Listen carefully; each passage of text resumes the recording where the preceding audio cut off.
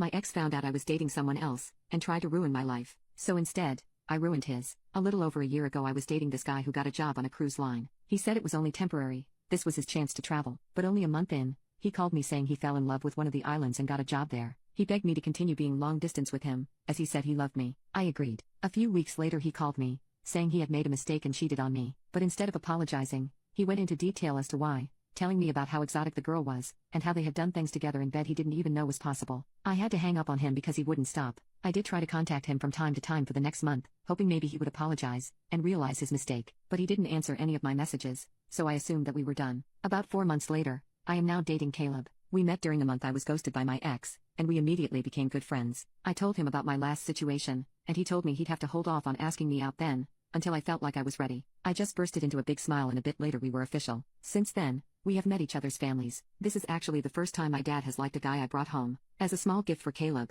I gathered all of our photos and videos together and made them into a sweet video about our love story, and how it will only grow. After I showed it to Caleb, I posted it on my Instagram. Literally, the very next day, my phone was blown up with texts and voicemails from my ex. He called me an AH and a cheater, saying I was a coward for not contacting him to say our relationship was officially over. I called him back and he started spewing out the same nonsense. I told him he was the one who had cheated and then ghosted me. It has been months since we last talked, and it would be foolish to ever think we'd still be together after all of that. He cursed me out, saying we never officially told one another we were breaking up, so we were technically still together. So I asked him, okay, so you've been loyal these past few months and haven't slept with anyone? He got quiet, then told me he thought our relationship was open, but still a situation where we were only dating each other. I laughed at him, and said, okay, well this is me officially breaking up with you. Predated about 5 or so months, then hung up. I blocked him on every social media platform I could think of, and informed Caleb about the situation. Just as I predicted, my ex started harassing Caleb, calling him all kinds of messed up words. He contacted us from social media accounts I didn't even know he had. Caleb blocked him as well, and we've tried to ignore what happened.